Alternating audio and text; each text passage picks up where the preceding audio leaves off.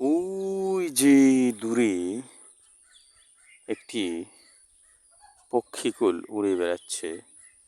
দেখাই যদি ঝুম করে হয়তো দেখা যাবে কিনা ক্যামেরা দিয়ে, তবে দেখানোর চেষ্টা করছি। এই যে এই এই যে দেখতে পাচ্ছেন, ওই দেখা যা তাল গাছ, ওই আমাদের গা, ওইখানেতে ভাস করে কানা বগির সা।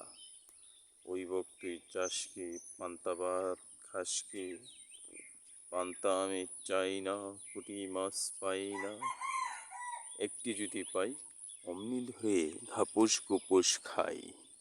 কানাবগির সা, সেই কবিতাটির কথা মনে পড়ে গেল এই বকটিকে দেখে।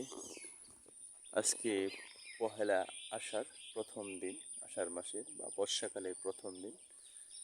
আকাশে মেঘাচ্ছন্ন, অপরিষ্কার, মেঘ, কালো মেঘ ঘনঘটা উড়ে বেড়াচ্ছে। বর্ষাকালে যে আজকে একটি প্রথম দিন, সেটা দেখে মনে হচ্ছে অনেক দিন পর।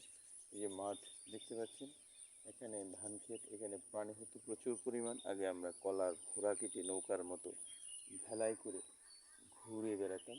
এই এলাকা প্রান্ত থেকে আরেক প্রান্ত ছুটে গেতাম, কিন্তু সেই স্মৃতিগুলো এখন শুধু স্মৃতি। এখন আর সেই ভেলাই করে বেড়ানো হয় না, শুধু এখন মনের অজান্তেই থাকে। তাই আজকে বর্ষাকালে প্রথম দিনে সকলকে জানাই অনেক অনেক শুভেচ্ছা। বর্ষাকালে এবং কি ধাপিয়ে ভেড়ানো যে ছোটোবেলার স্মৃতিগুলো হঠাৎ করে এই কানাবক দেখে মনে পড়ে গেল। কত সুন্দরভাবে কবিতাটা লিখে গিয়েছিল সেই কবিতা কানাবগির ছা। অনেকেই পড়েছেন, আবার অনেকেই এখনও মনে রেখেছেন কিনা জানি না। তবে এই সকাল সময়ে রিজিকের সন্ধানে শুধু পঙ্খিকুল থেকে শুরু করে সমস্ত প্রাণীরা আল্লাহর নামে বের হয় খালি পেটে। আবার সন্ধ্যার পর তারা ভরা পেটে বের নিয়ে আসে বাহির থেকে খাবার খেয়ে। কত চমৎকার প্রকৃতির একটি দৃশ্য না, আল্লাহ তাআলার নিয়ামত। আর একমাত্র মানুষ আমরা যারা খাদ্যের সংগ্রহের জন্য ছুটে বেড়ায় দিনকে রাত, রাতকে দিন বানিয়ে সারাক্ষণ। ওই যে একটি বক আকাশ থেকে নিচে নামবে, সাদা ওই ওই এই যে নেমে গেল, এই যে উড়ে বেড়া এখানে বসলো অনেক দূরে। তো যে কথা বলছিলাম, মানুষ আমরা আরও চাই, আরও চাই। একটি রোগ, মানুষের অল্পতে সন্তুষ্ট থাকে না, ঘর ভরা খাবার থাকার পরেও বলে আরও চাই, আরও চাই। বাঙালিদের, মানুষের বা পৃথিবীর যে কোনো প্রান্তের ভাষাভাষী মানুষদের একই অবস্থা। অল্পতে সন্তুষ্ট, প্রচুর পরিমাণ খাবার থাকার পরেও তারা আরও চাই, আরও চাই, রোগে সর্বক্ষণ ভোগে।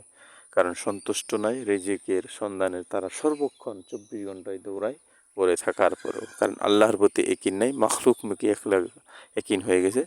যার জন্যই এই পাখিদের মতো মানুষকে আল্লাহ তাআলা খাওয়াই ঠিক আছে, কিন্তু রিজিকের সন্ধানের পর মানুষ যখন বেশি বেশি চাই, তখন আল্লাহ তাআলা কিন্তু নারাজ হয়ে যায়। আল্লাহর কাছে শুকরিয়া প্রকাশ করে যখন অল্পতে পেয়ে, তখন আল্লাহ তাআলা রহমত বরকত বাড়ায় দেয়।